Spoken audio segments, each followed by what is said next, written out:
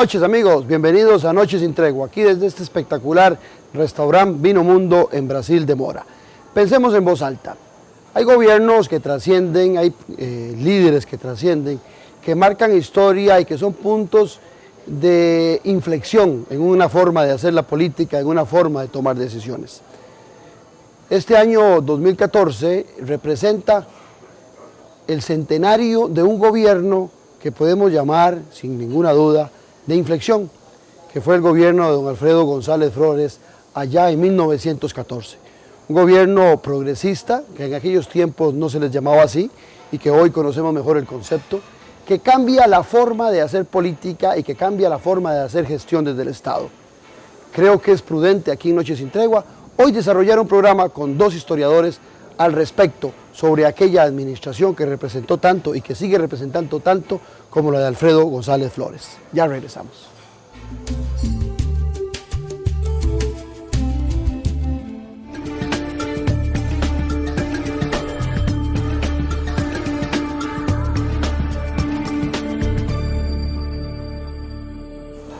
Les decía en la presentación del programa de que hay gobiernos que marcan puntos de inflexión. En este año 2014 cumplimos 100 años de haber tenido un gobierno que marcó una inflexión en la forma de hacer política y de gestar en la administración pública, como fue el gobierno de Alfredo González Flores. Para ello he invitado a dos expertos, a dos historiadores de los más reconocidos de este país, uno que ustedes ya lo han visto en el programa, como es don Vladimir de la Cruz, que también, aparte de ser historiador, pues se le reconoce como analista político. El otro, un viejo amigo, a quien aprecio sobremanera, don Ronnie Viales, que ha sido director de la Escuela de Historia, doctor, investigador, y que también ha desarrollado con mucha sapiencia la carrera de Alfredo González Flores. Con ellos dos vamos a tener una noche sin tregua alrededor de uno de los gobiernos más trascendentales de la historia de este país. Pero antes de irnos al corte, pues salud y bienvenidos a Noches sin Tregua. Buenas noches. Ya regresamos.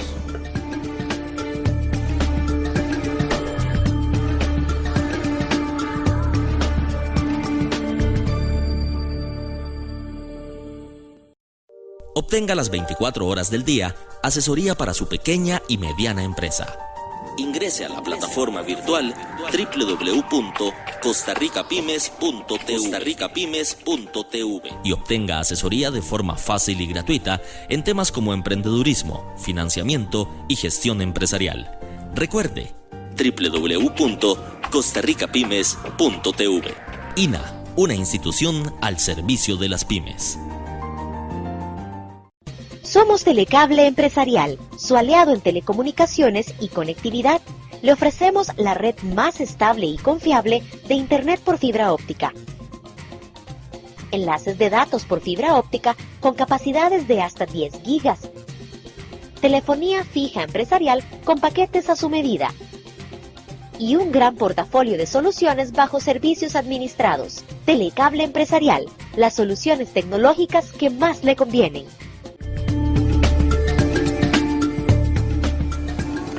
Creo que antes de empezar a desarrollar las grandes transformaciones o lo que se dio alrededor del gobierno de González Flores, sería prudente conocer algo de ese personaje de don Alfredo antes de llegar a ser presidente, Vladimir. Primero habría que decir que Alfredo González Flores nace a finales del siglo XIX, en una época que estaba caracterizada por ser la época liberal de Costa Rica y del liberalismo activo importante, y donde había grandes hombres liberales como Ricardo Jiménez y en otra vertiente don Cleto. Había un entusiasmo progresista importante en el país de exaltación de libertades y habían conformado instituciones muy importantes de identidad nacional, el Archivo Nacional, el Instituto Físico Geográfico, la Biblioteca Nacional. Estaba terminándose de construir el Teatro Nacional a finales del siglo XIX. Estaba cerrada la Universidad de Santo Tomás, solo permanecía la Escuela de Derecho abierta, Bellas Artes y la Facultad de Farmacia.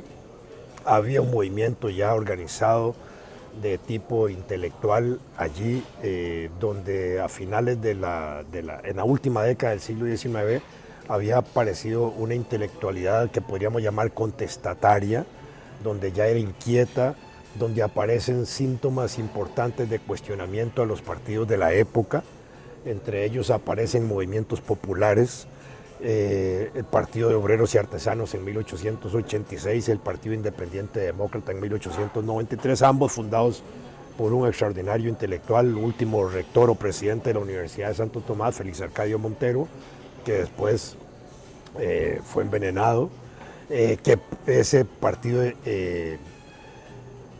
elige un diputado, Faustino Montes de Oca, también muy importante en el final del siglo pasado, del siglo XIX, y otro que generaron y obligaron a que los partidos que en ese momento estaban surgiendo en el país después de 1889 crearan secciones obreras y populares dentro de sus partidos. Uno de ellos también elige a un diputado de apellido Golcher en la asamblea, solo que eran corrientes obreras que creían que podían resolverse los problemas sociales desde el Parlamento con legislación social, no pensaban en la toma del poder ni ese tipo de cosas, pero había una inquietud social ahí muy importante.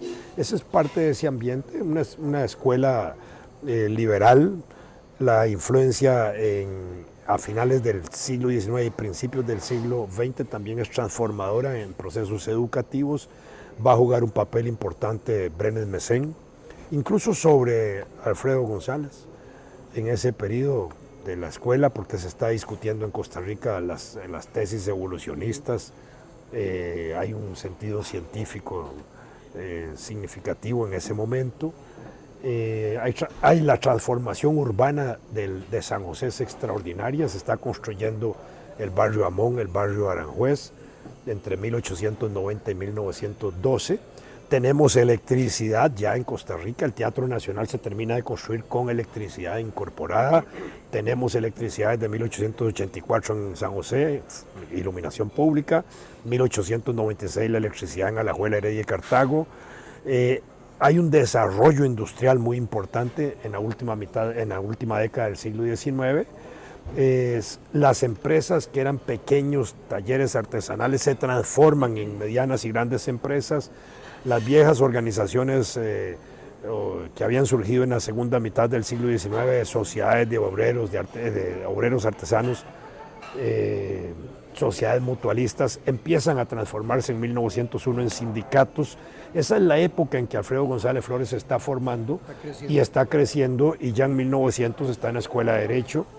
Ahí sale a Europa 1 o 2 años a estudiar, a hacer negocios más bien, y regresa a continuar sus estudios de Derecho ya en 1905 para la campaña del 1906-1910, que era candidato a Don Cleto, es opositor a Don Cleto y está más vinculado al liberalismo de Ricardo Jiménez. Ricardo y Cleto habían sido miembros de la Comisión Codificadora de 1882-88, ambos, en ese sentido, ambos liberales, pero uno más conservador que el otro. En este caso, Alfredo, un muchacho joven, soltero en esa época, porque él se casa después de que es presidente,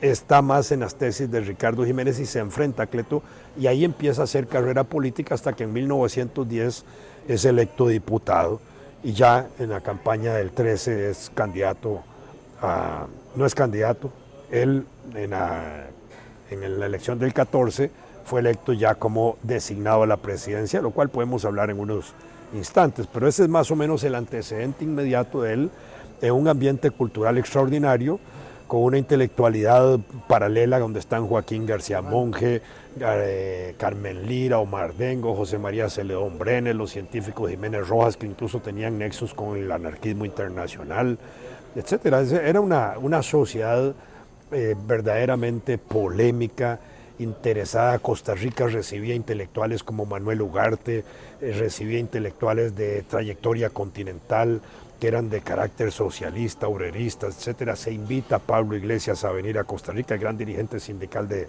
España, que nunca viene. Se tiene contacto con Luis Emilio Recabarren, el fundador del Partido Comunista y Socialista de Chile, por parte del movimiento obrero. El Centro Germinal, que funda Este grupo de intelectuales mantiene relaciones con la Confederación Obrera Revolucionaria Obrera de México y con la Revolución Mexicana, y José María Celedón Brenes se inscribe, es el que era secretario del Centro Germinal y es el que escribe incluso con los hermanos Flores Magón de la Revolución Mexicana, que es muy importante. Todo eso influye en ese ambiente que va a permear, digamos, a Alfredo González. Alfredo, que viaja a Europa y regresa, no le toca vivir la guerra en Europa, pero le va a tocar vivir la guerra cuando él asume la presidencia, la Primera Guerra Mundial, y le toca ver un poco el ascenso, digamos, de los movimientos revolucionarios en Europa también. Don Alfredo González es prácticamente un delfín de Ricardo Jiménez, ¿no es cierto? Pero le sale, como dirían los mexicanos, le sale güero ese delfín al momento de asumir la presidencia. ¿Cómo llega a la presidencia? Porque se dice que llegó sin un voto. Ronnie. Tal vez antes de plantear cómo llega a la presidencia, la primera parte de tu intervención es importante, porque mucha gente piensa que Alfredo González llega casi por azar, digamos, a la presidencia, pero como acaba de plantear Vladimir, hay que tomar en cuenta un antecedente muy importante, y es que fue diputado en el periodo de 1910-1914. Y ahí plantea un proyecto sobre el que yo quiero llamar la atención, porque ya iba decantando un poco cuál era su forma de pensar y qué quería llevar a la acción, que es otra cosa importante con respecto a los estudios tradicionales, que dicen el pensamiento de, pero también está la acción de Alfredo González. Ese proyecto de ley lo presenta junto con un grupo de diputados heredianos, y eso hay que tomarlo en cuenta. Entonces, está vinculado con Ricardo Jiménez, pero también hay un grupo, digamos, en Heredia que tiene ciertas posibilidades de planteamiento. Ese proyecto de ley se denominó la Caja de Previsión. Y la Caja de Previsión, imaginémonos que era prácticamente un seguro, digamos, de accidentes, un seguro de viudez y casi que un proyecto para tener una jubilación, donde tenían que contribuir el obrero, pero también el patrono. Y eso rompía, digamos, con las ideas vigentes en ese momento. Y ya en ese momento también se empezó a utilizar un lenguaje de clase. Entonces yo traigo aquí una pequeña frase de los considerandos de ese proyecto, que dice lo siguiente: hasta hoy nuestra clase obrera y nuestros agricultores han sido mirados como los parias de la nación. Leyes protectoras de las clases necesitadas apenas se dictan por la Cámara, muy de tarde en tarde, y si se llevan a la práctica quedan las más de las veces como letra muerta, si no se hacen del dominio de la plutocracia que los explota en su provecho. Entonces ya ese lenguaje de clase también te da a entender, bueno, él pertenece al grupo liberal, estudió en Europa, pero además ya tiene unas ideas que van rompiendo un poco con la filosofía liberal del momento. Y está enmarcado dentro de ese ascenso del movimiento obrero popular sindical que surge en 1901 en adelante, con los cambios industriales que hay en el país.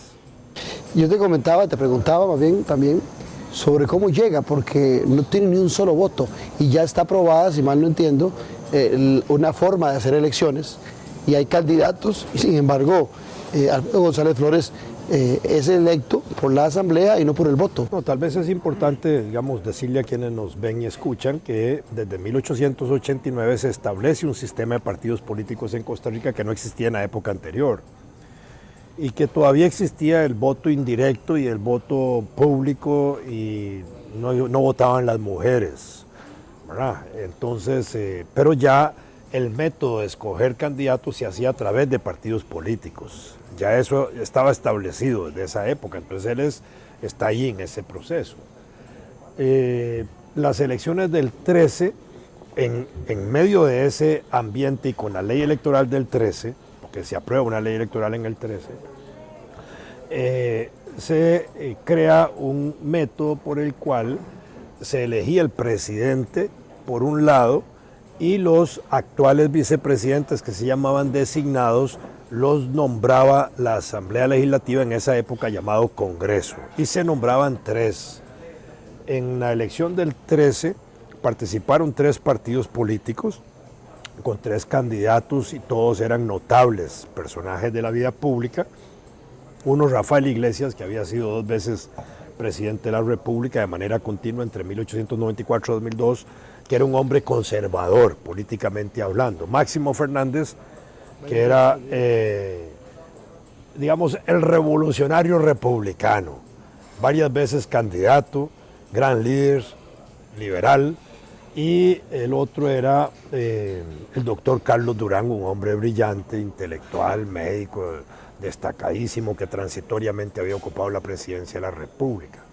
Ninguno de ellos obtiene los votos necesarios, que era el 50% más uno, para quedar electo en la elección de los electores de aquella época.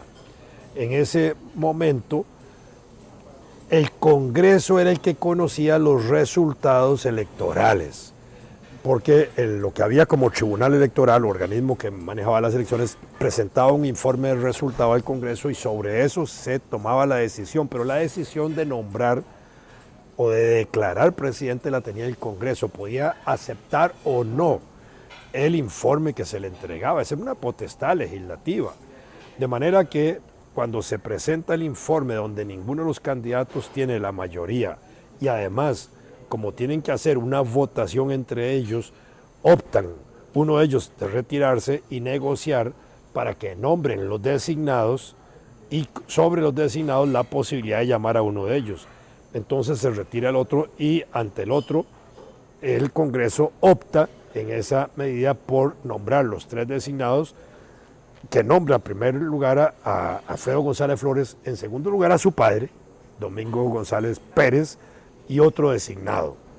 Y cuando no hay acuerdo para escoger entre los 3 candidatos que habían participado en la presidencia, optan por llamar al designado Alfredo González Flores a ejercer la presidencia de la República. De esa manera él ejerce la presidencia de la República.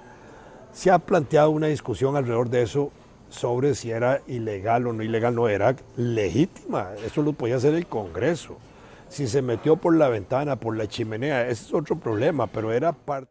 Pero tuvo que haber tenido algún apoyo particular en lo interno del Parlamento para haber sido el primer designado. Bueno, el Congreso tenía, creo que eran 22 diputados en esa década. Entonces era un Congreso manejable que podía perfectamente ser atendido en esa dimensión, tenía la fuerza para eso, claro que sí. Y había acuerdo político para nombrarlo.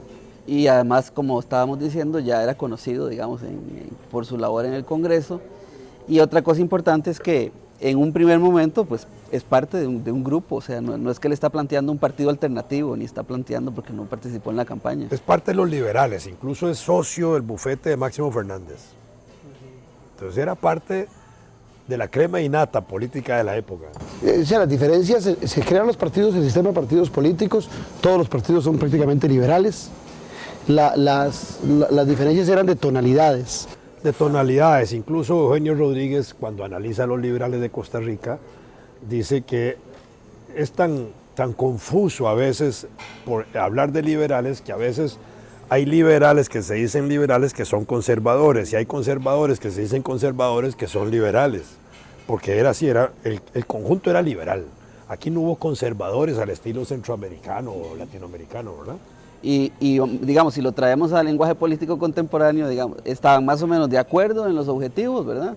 Lo que negociaban eran básicamente los mecanismos y las políticas públicas, digamos. Y esas ideas progresistas, que en aquella época la palabra progresista no era tan popular como hoy en día, esas ideas progresistas desde el arranque las empieza a sacar de la manga Alfredo González Flores, o hay un espacio donde él entra en contubernio con los liberales y de repente rompe y sale con estas ideas que sería interesante que nos las comentaras, cuáles son los principales que marcan esa diferencia, ese punto de inflexión que llamo yo de lo que se venía haciendo y lo que se hace después de González Flores. Como casi todo en historia hay 2 versiones para eso, ¿verdad? Pero tu pregunta es muy interesante. La primera versión es que alguna gente plantea que la llegada de Alfredo González Flores crea el Estado intervencionista en Costa Rica. Yo no soy partidario de esa idea. El Estado ya intervenía, solo que intervenía en función de los intereses liberales. Se había creado ya, desarrollado todo un liberalismo social, ¿verdad? Que se puede interpretar como una posibilidad de frenar, digamos, la cuestión social en ese momento con ciertas preocupaciones importantes. Vladimir ya citaba unas: inversión en educación, inversión en salud. En vivienda, algunos esfuerzos, sobre todo a principios del siglo XX, de alguna manera se empiezan a negociar leyes sociales, ¿verdad? Para que la clase trabajadora, digamos, y también los campesinos tengan ciertas posibilidades de integración en la sociedad. y que puedan más o menos tener ciertos beneficios sociales. Entonces, desde ese punto de vista es casi que un liberalismo social, digamos. No, como decía Vladimir, no es ni un reformismo ni es un socialismo, es un liberalismo social. Y bases filosóficas de ese liberalismo social, capacidades, brindar ¿Y por qué se asustaron tanto los liberales de la época? Por los proyectos que siguieron, claro. Porque la línea empezó a profundizar, digamos. Esa base era compartida y probablemente en un momento inicial este lenguaje sonó como parte de esa base. Y los problemas sociales giraban alrededor de los chinchorros, que eran los tugurios, de la prostitución, que era un mal social en aquella época, y de las drogas, que estaban asociadas al guaro. Me suena muy contemporáneo eso. Bueno, pero estos eran como los temas de discusión social de la época. Y bueno, ya uno dice, esto era importante en esa época, sí era importante, pero hasta dónde eso ahora uno lo puede magnificar hoy o comparar, y a la larga hoy no son temas de la preocupación social de trabajadores y muchas cosas, son problemas. Manuel Solís, el sociólogo, retrata muy bien la época y a este grupo, lo que nosotros llamamos el Olimpo y los liberales, les llama la élite caritativa. Entonces dice, ellos dieron ciertas posibilidades de libertad individual, ciertas libertades sociales, y Ricardo Jiménez tiene un discurso muy interesante, ¿verdad?, donde dice que utiliza una metáfora, todos vamos en el mismo barco, y si no jalamos todos parejo, cambiándole un poco la nomenclatura, el barco se puede hundir y nos hundimos todos. Y ese es un discurso de igualdad o de igualitarista, digamos, que ha predominado en Costa Rica a lo largo de varias décadas. Es decir, ¿qué ponía eso detrás del telón? La desigualdad que existía en la época.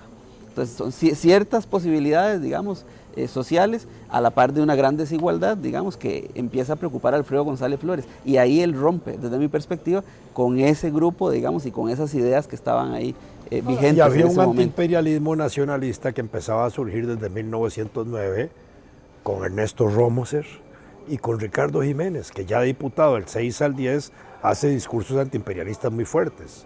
Y eso va a ir permeando, digamos, una visión frente a la inversión extranjera que había en el país, que entre 1880, digamos, y 1900 era complementaria al desarrollo nacional, pero después de 1900 empezó a ser confrontativa o friccionaba intereses nacionales. Por eso es que se enfrentan los cafetaleros como Ernesto Romoser a las compañías bananeras.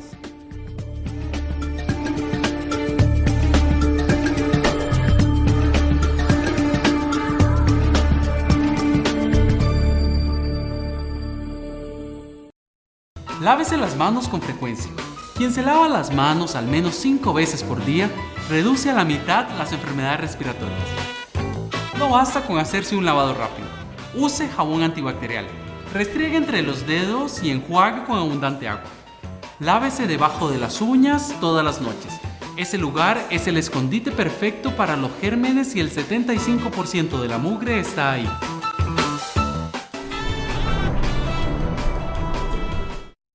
Somos Telecable Empresarial, su aliado en telecomunicaciones y conectividad. Le ofrecemos la red más estable y confiable de Internet por fibra óptica. Enlaces de datos por fibra óptica con capacidades de hasta 10 gigas. Telefonía fija empresarial con paquetes a su medida. Y un gran portafolio de soluciones bajo servicios administrados. Telecable Empresarial, las soluciones tecnológicas que más le convienen.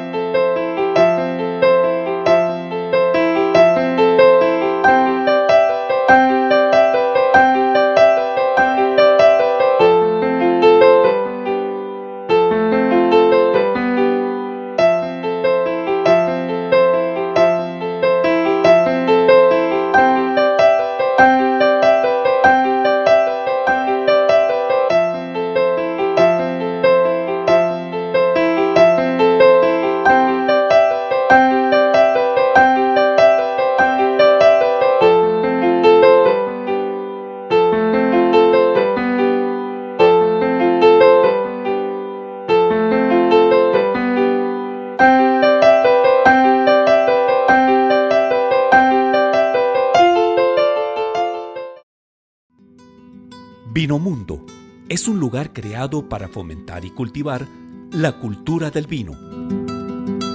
Nuestra gastronomía se define como fusión mediterránea. Esta gastronomía va acompañada con la experiencia del chef Rodrigo Salazar.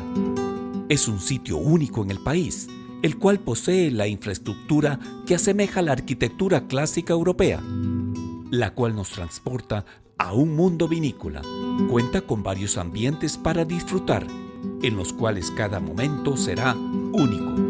Además del restaurante, Vinomundo cuenta con 2 cavas, Los Secretos y Las Historias, además de un salón de eventos. Vinomundo, donde el vino se toma con el alma. Para más información puede llamar al teléfono 2249-4715.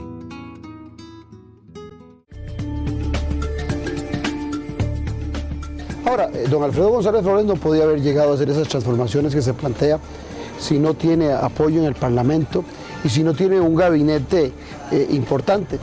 Por ahí leía que había hecho una especie de meritocracia a la hora de conformar su gabinete. Era un gabinete muy importante. Sí. Ahorita yo no recuerdo los nombres de sus ministros, pero había gente muy importante. Se parecen mucho a algunos de estos tiempos. Sí. Por ejemplo, el ministro Mariano Guardia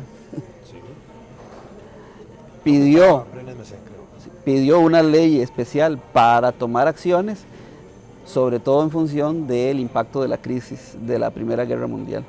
Y el Congreso les otorgó la posibilidad de plantear los proyectos, si no, no los hubieran podido plantear de la manera que los plantearon. Y tanta fuerza tenía Alfredo González Flores que ya en ejercicio de la presidencia solicita al Congreso una potestad que pocas veces se le da al presidente, de poder él actuar casi desde el Poder Ejecutivo con iniciativa de ley. Hay un hombre clave ahí que es Federico Tinoco, que Fue es ministro. parte de su gabinete y que, si mal no entiendo, también era un hombre allegado a Ricardo Jiménez y que es parte también de ese apoyo. Y parte del bufete de Máximo y de Alfredo, era gente de confianza. Por eso a veces la gente de confianza no es la más segura. Ahora, en ese espacio... Para hacer algún contemporáneo. Sí, contemporáneo. Interesante. Y en el centenario. Sí, en el centenario. Ahora, es interesante llamar la atención sobre esos grandes temas que generan roncha en los ricos de aquella época, en los liberales, en los empresarios. ¿Cuáles fueron esas principales transformaciones que Alfredo González Flores promueve? Tal vez antes de entrar a las reformas es importante tomar en cuenta cuál era el contexto económico de esa época. Un país muy parecido al de ahora, muy orientado a un estilo económico de exportador, café y banano, como decía Vladimir hace un rato. Con una economía dominante de café, casi 80% del impuesto de los ingresos nacionales provenían de la renta de la venta cafetalera. Ese es otro elemento fundamental, digamos, ¿de qué dependía la hacienda? La hacienda dependía de impuestos indirectos. Por lo tanto, cada vez que uno piensa en Costa Rica como un país exportador, tiene que pensar en Costa Rica como un país a la vez importador. Y el gran peso de los impuestos era sobre las importaciones, incluyendo las de alimentos. Entonces, casi el 90% de los ingresos fiscales provenían de eso y del monopolio de licores. Que de hecho sea de paso, Alfredo González Flores planteó que era una gran contradicción que el Estado, digamos, fomentara el consumo de licor como una de sus principales rentas públicas. Y ese era un problema importante porque eso generaba crisis fiscal en ese momento. Ante eso es que reacciona Alfredo González Flores con posibilidades de reforma, que pueden orientarse a esos ámbitos principales, digamos, reformas de carácter económico, orientadas a la hacienda pública, a la tributación, digamos, ¿verdad?, al pago de impuestos y una reforma bancaria. Y al apoyo a la producción nacional, porque incluso apoyando la producción nacional y proponiendo la exención de impuestos para la producción nacional, somete a impuestos a la producción extranjera. Y esto es interesante porque era la producción bananera. En ese sentido uno podría decir, de alguna manera pudo haber habido una mano oculta también en el golpe después de los propios intereses bananeros que estaban afectados como intereses extranjeros, que sí estaban obligados a pagar impuestos mientras habían sido exentos de pago los productores nacionales. ¿Es en la administración de Alfredo González Flores donde se genera el impuesto de renta?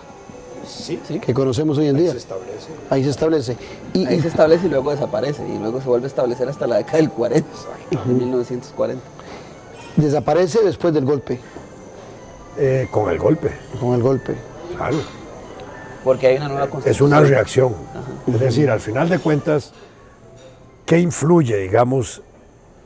Vamos a ver, en el gobierno de Alfredo González Flores le toca, al iniciar el gobierno, el inicio también de la guerra mundial prácticamente. Entonces se nos cierra a nosotros el mercado europeo, que era muy importante para la producción nuestra de Y café. eran alrededor de 400.000 personas en Costa Rica, era pequeñito. No, Costa Rica andaba ya andábamos en 1910, andábamos en el medio millón, sí, andábamos por ahí, éramos más o menos eso.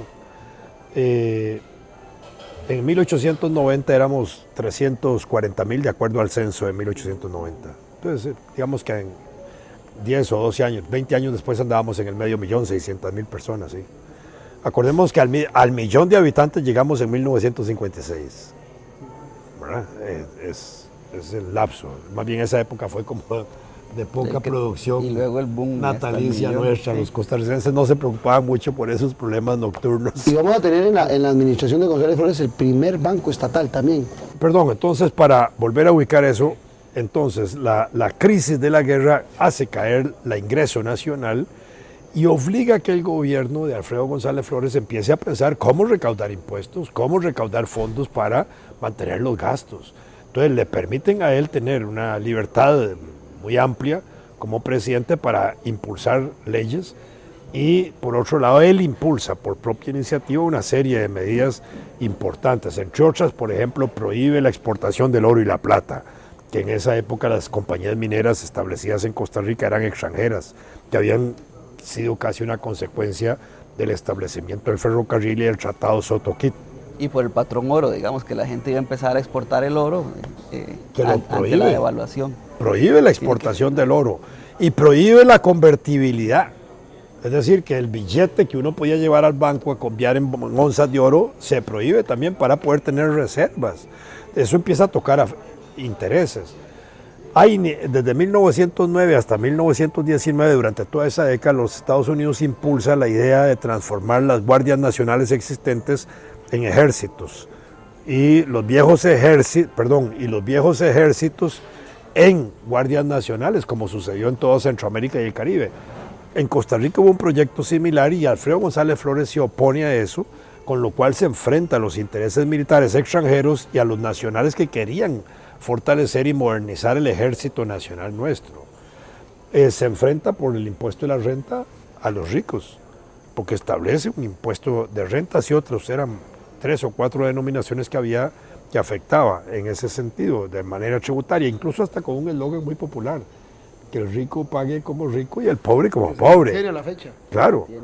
Entonces ahí ya tenía medidas. Tiene una medida interventora sobre los bancos privados, no solo por la creación del Banco Internacional de Costa Rica, sino porque obliga a que los bancos privados empiecen a desarrollar un informe diario, que es lo que se llama encaje mínimo legal, con lo cual tienen que dar un informe del movimiento bancario diario y obliga a que ese encaje mínimo legal sea una reserva de dinero también para asegurar a los ahorrantes de los bancos y para poder desde el Estado sobre ese encaje mínimo destinar partidas para favorecer distintos sectores de la producción. Y acordemos que esos bancos no solo son encargados del crédito, que era una de las preocupaciones fundamentales para la reforma bancaria, sino que además eran bancos emisores.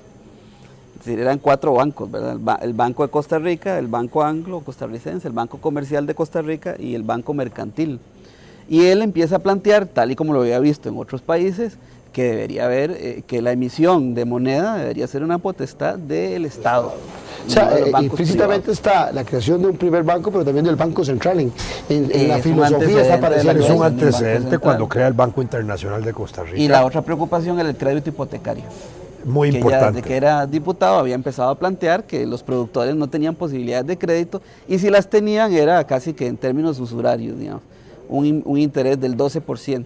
Y él empieza a ver cómo se crea una institución que le otorgue crédito, digamos, a los productores, pero a un interés más favorable. Y ligado a eso, las juntas rurales de apoyo a los productores, que fue también un elemento muy importante de palanca. Ahora, ese tipo de medidas empezaron a afectar muchos intereses, porque estaban afectados los intereses militares, estaban afectados los intereses de las mineras, estaban afectados los intereses extranjeros, estaban afectados los intereses comerciales, que eran los exportadores y los importadores, que era un grupo élite de Costa Rica. Estaban afectados los intereses banqueros del país en ese momento. Es decir, él se le mete verdaderamente al tren y toma medidas muy importantes que no eran, digamos, del agrado de los grupos que en ese momento tenían la estructura del poder y la estructura de la economía nacional. Curiosamente, en ese sentido, tampoco tiene un apoyo popular, porque para esa época ya existía la Confederación General de Trabajadores de 1913. ¿Y había sido escogido popularmente? No. Tampoco, de acuerdo.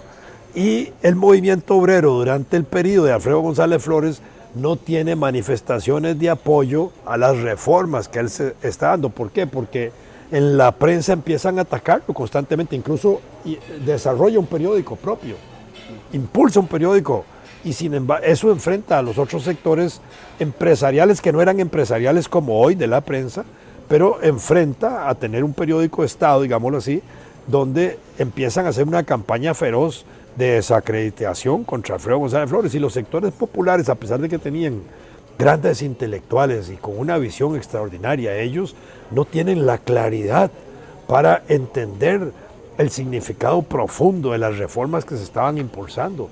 Y uno no ve durante la administración de Alfredo González Flores a un movimiento obrero y popular masivamente apoyando, tanto así que cuando cae Alfredo González Flores, las manifestaciones que se hacen en la caída de Alfredo González Flores son tan grandes en favor del régimen de Tinoco, al principio, porque después lo odian, que en 1958, yo me acuerdo ahora sí de carajillo, del año de la 58, cuando estaba la campaña de Mario Echandi, que sacaban anuncios en la prensa de manifestaciones de Echandi diciendo que eran tan grandes como las que se habían hecho en la época de Tinoco, porque eran el punto de comparación.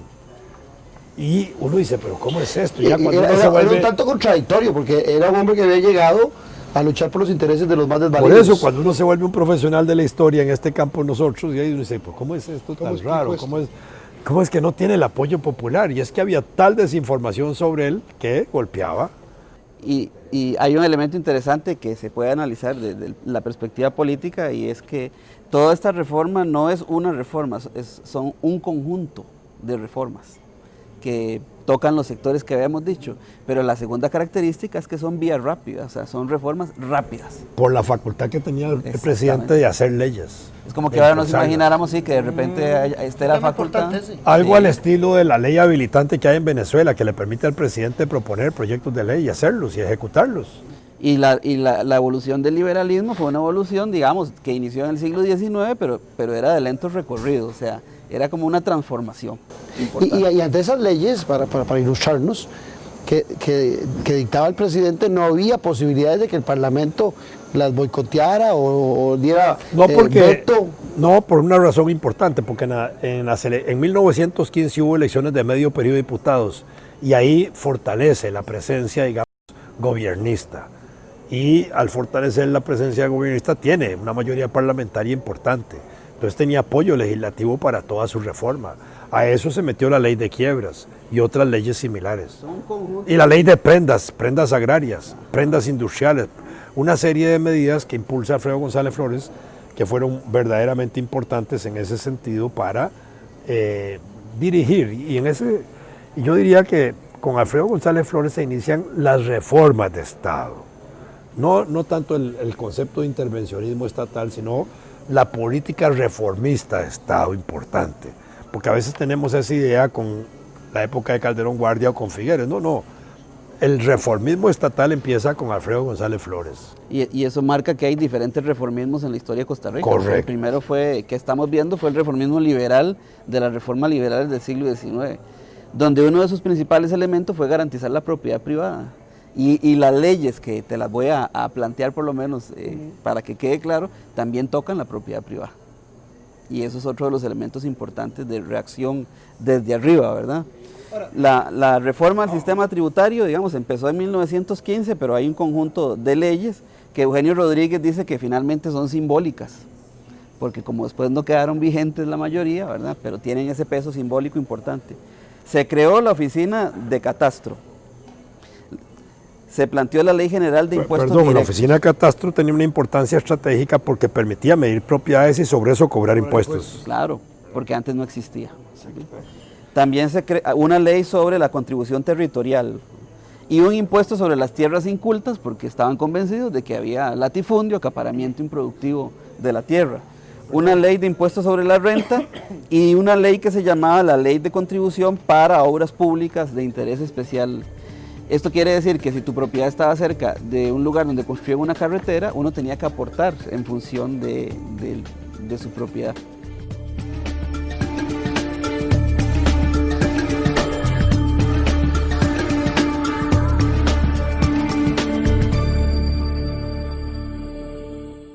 Somos Telecable Empresarial, su aliado en telecomunicaciones y conectividad. Le ofrecemos la red más estable y confiable de Internet por fibra óptica. Enlaces de datos por fibra óptica con capacidades de hasta 10 gigas. Telefonía fija empresarial con paquetes a su medida. Y un gran portafolio de soluciones bajo servicios administrados. Telecable Empresarial, las soluciones tecnológicas que más le convienen. Obtenga las 24 horas del día asesoría para su pequeña y mediana empresa. Ingrese a la plataforma virtual www.costarricapymes.tv y obtenga asesoría de forma fácil y gratuita en temas como emprendedurismo, financiamiento y gestión empresarial. Recuerde, www.costarricapymes.tv. INA, una institución al servicio de las pymes. En sus 62 años, la República continúa evolucionando para brindarle el mejor servicio. Ahora los invitamos a explorar nuestro dinámico sitio web. Como suscriptor tendrá acceso ilimitado desde cualquier dispositivo. Como visitante podrá acceder a 5 artículos gratis al mes. Adquiéralo ya y obtenga el primer mes por solo 99 centavos de dólar. Suscríbase hoy y viva la nueva experiencia periodística. Cuidado con los sitios públicos. Muchas personas no se lavan las manos después de usar un baño público y tocan la puerta al salir. Cuídense de las superficies sucias, como las puertas, el control remoto o los carritos de supermercado. Recuerde, jamás estornude al aire, lávese las manos regularmente y detenga el contagio.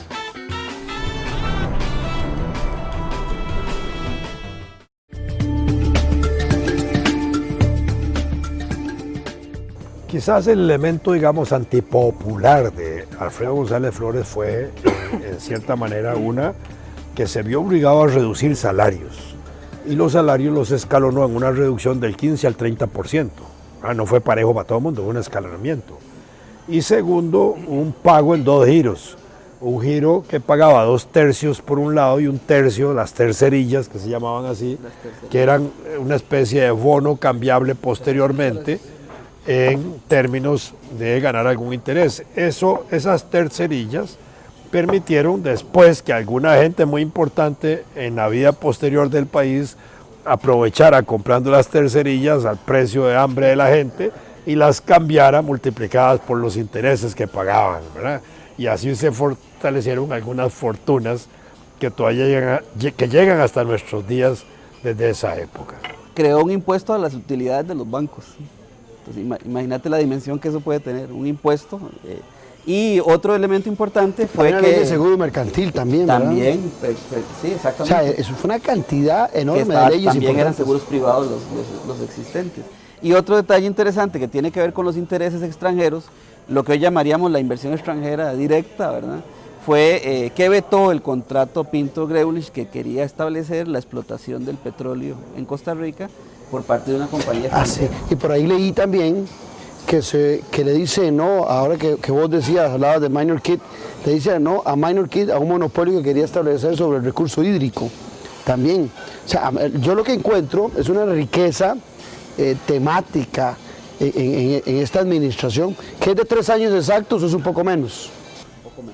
Un poco menos porque él asume el 8 de mayo y termina el 27 de enero de Lo 1917. terminan, ¿verdad? Tal vez no ¿Y terminan. cómo es el golpe que le da Habla de ningún Federico experto Tinoco? en eso. Yo no soy experto en golpes.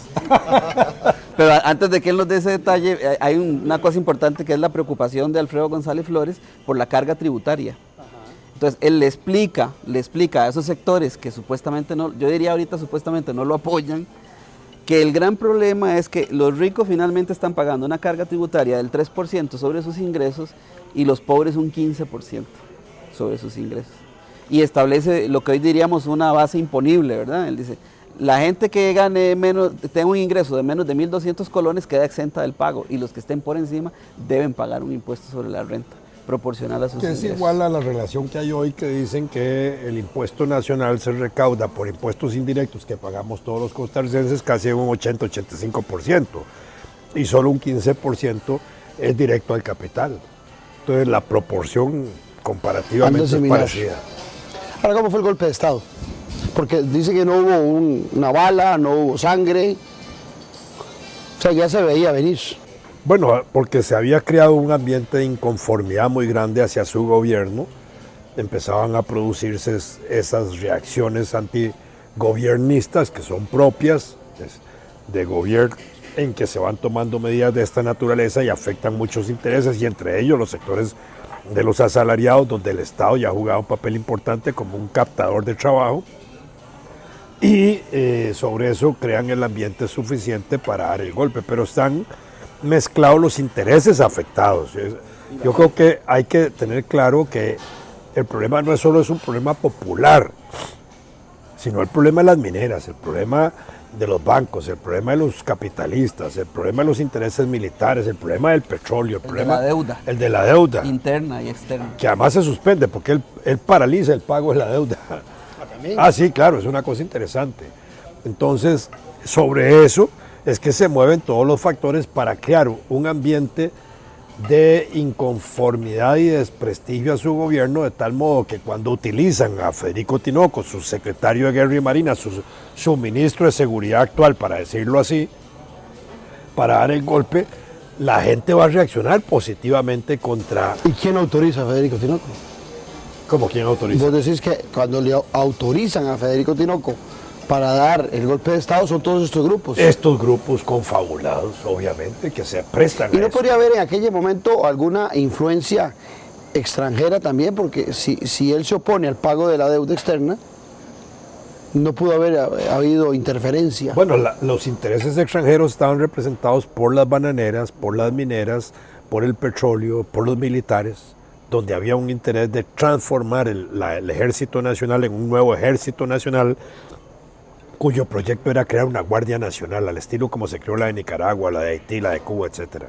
Entonces, esos eran los intereses extranjeros que estaban aquí, operando y conspirando contra... Y a él le dan el golpe de Estado y nada más lo quitan de su función, pero no va a la cárcel, no lo detienen, Él se sale del aloja, país. no, él se aloja en la embajada americana, que se llamaba Legación Americana, que está en el edificio diagonal a la Casa Amarilla, al Ministerio de Relaciones Exteriores, donde está hoy el Departamento de Barrio Cine Toya. del Ministerio de Cultura, Juventud y Deportes, donde está allá a 25 metros de la antigua entrada del Parque Bolívar. Ese edificio era la legación norteamericana. Ahí se aloja y después él sale a Estados Unidos.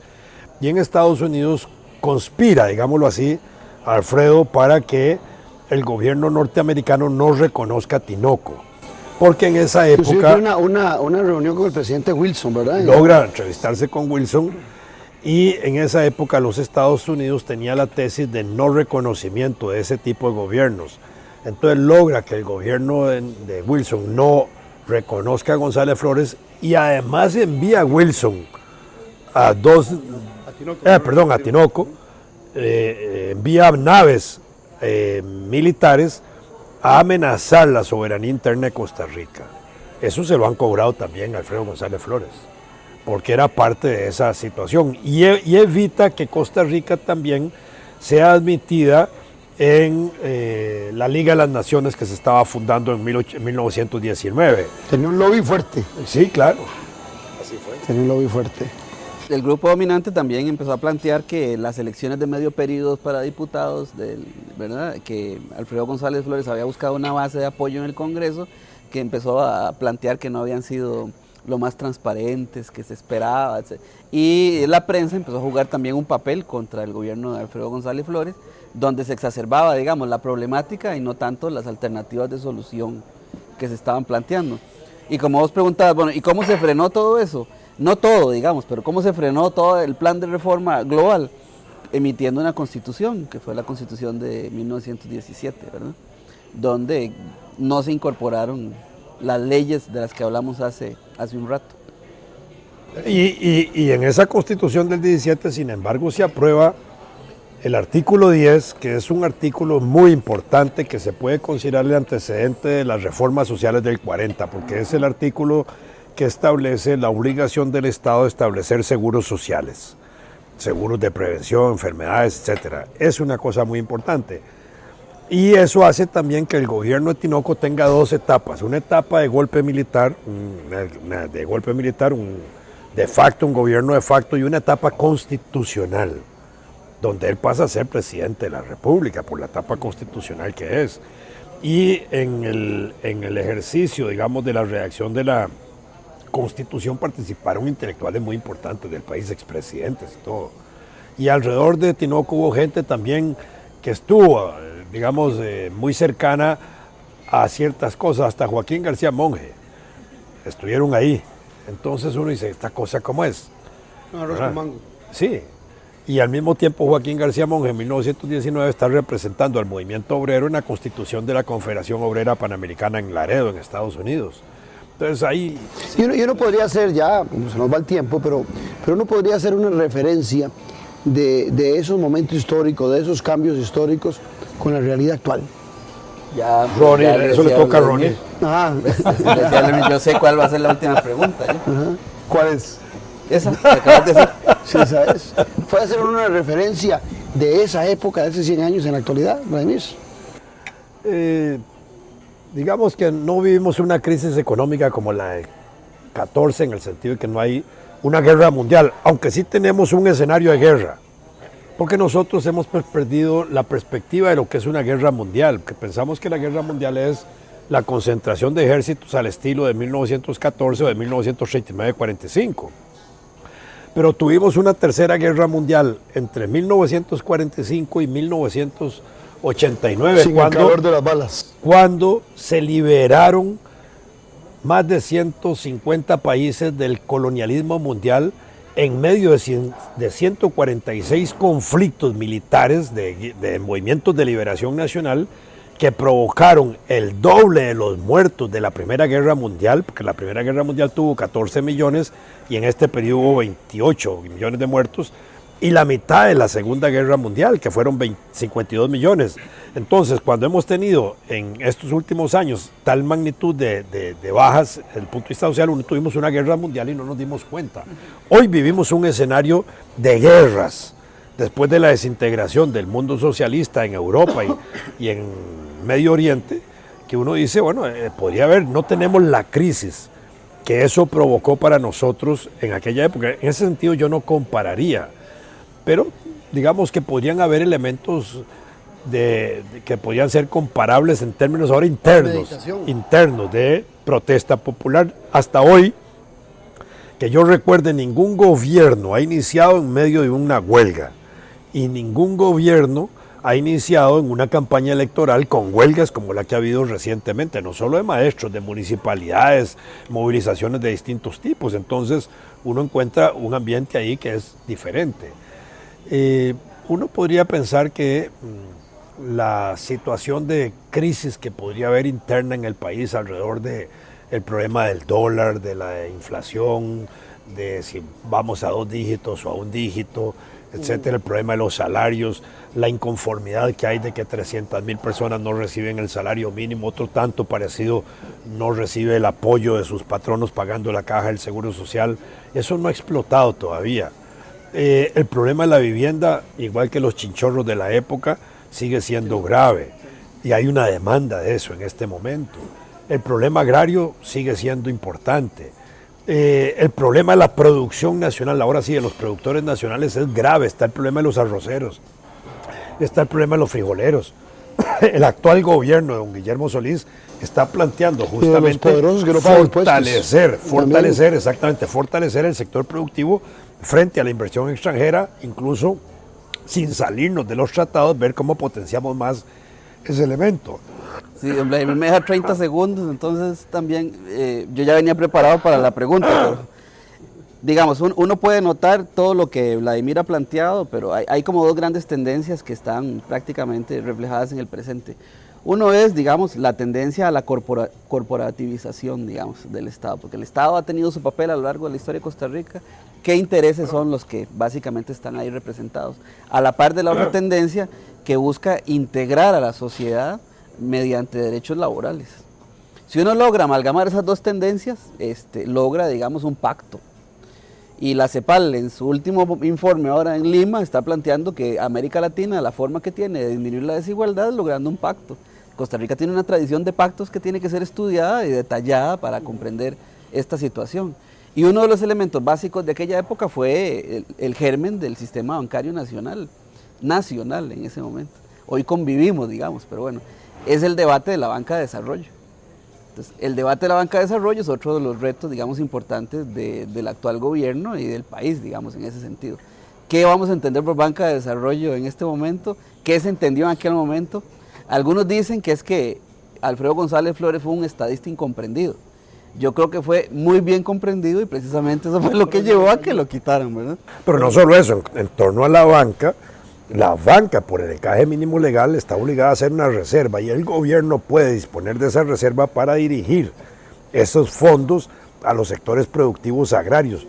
Los bancos privados no prestan al sector agrario porque es absolutamente peligroso. La inversión ahí es un mal negocio. Entonces, la creación de la banca de desarrollo podría ser más bien una solución para esos sectores de que el Estado asuma esos riesgos y no el sector privado. Cuidado que a la par de la banca de desarrollo no vayan a disminuir el encaje mínimo o eliminarlo. Esto podría ser peor. Bueno, muchas gracias, Vladimir, muchas gracias, Ronnie. Y a ustedes sobre todo las gracias. Creo que hoy nos hemos metido en ese mundo histórico que es tan importante para entender la realidad actual. Mañana nos puede ver de nuevo en este mismo programa a las 6 de la mañana o a las 2 de la tarde y como siempre les digo, o el miércoles en YouTube. Muchas veces gracias por haber estado con nosotros, los espero en 8 días y gracias de nuevo a ustedes por acompañarnos. Hasta luego.